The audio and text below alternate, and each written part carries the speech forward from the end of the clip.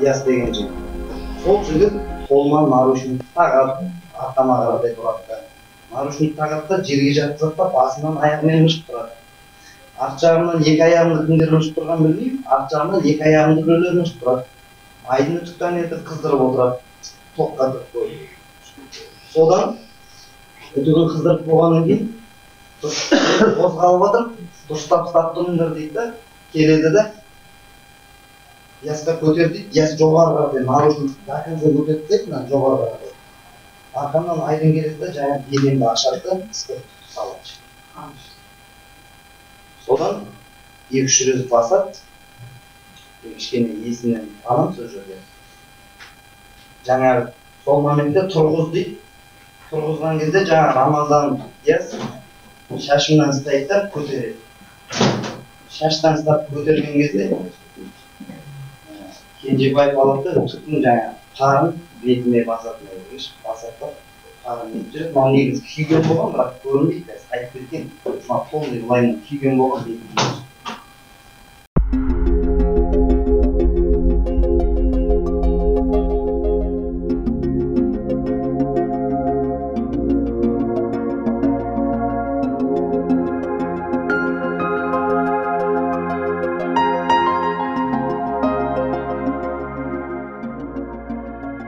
Бұл жерде қазір Кенжебаевты ғана кінәлап отыр да, мына қалғандары қайда? Мен түсінбей тұрмын.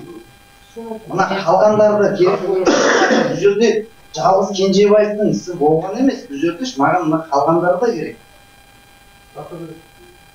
Бұл бойынша жүріп жатыр дейді тергеу, бірақ белгісіз қалай жүріп жатқаны мысалшы. Ол мен қазір жалғыз адамды бұл жерде кінәлап қойып тағы не ете алмаймын, маған қасында болған адамдар керек болып тұр. Өзі біледі, бірақ кімдер болғанын сол кезде. Кенжебаевтың өзі негізі біледі. Сол жерде бірге сол жігіт екеуі тосып алып, сол жігіт ұстап тұрған кезде, Кенжебаев үтіктеген кезде сол жігіт ұстап тұрды, басынан басып айтты.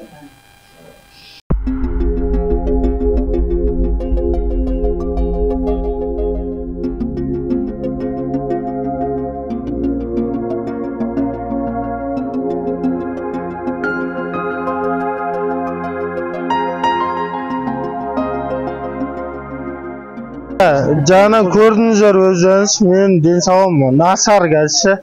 Менде басымда 4 сотрясением бар. Менде доказан бәрі. Қаңтарда? Иә, қаңтарда жоқ, 2 сотрясение, ол бұрын болған авариядан кейін. Потом тағы мен 2 қосып берді, как денсаулығым вообще болмай кетті. Оның еще сол денсаулықтан еще жұмыс жасаймын. Еще әке-шешелерімді бағам. 2 інім бар тағы. Артында келеді. Оның бәрін бағамда, еще денсаулығым болмайды. Жаңа көрдіңіздер, мен ауырып, давлением сразу шат менікі. 200-ге дейін бірақ барады. Мен келесі удардан алсам, или өлем, бір ала біледі, или комға түсем, болды. Маған врачтан бәрі сөйтіп айтты. Мен мұнда қорқа бастан тағы бір удар алсам, құлайым деп ойлаймын. Сот заңсыз. Но вообще заң вообще жоқ. Сотта заң жоқ, 0 заң. Не талап етесіңіз? Талап еткенде басқа сотты ауыстырып, судьяны ауыстырып, басқасын қоюға талап етем. И ана жаңағы полиция қызметі бәрін жапсын клеткаға. Не үшін ол бос тұрады? Мен алдында сотта мен қамалып отырдым, ярмаркасы өтеді.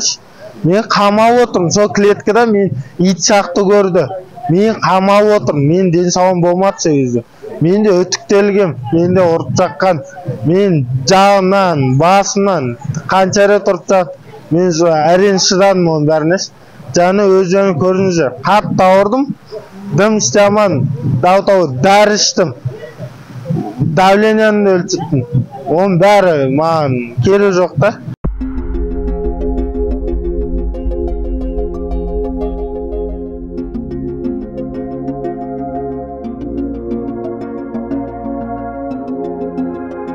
Көңілім толмайды. Сотқа вообще көңілім толмайды.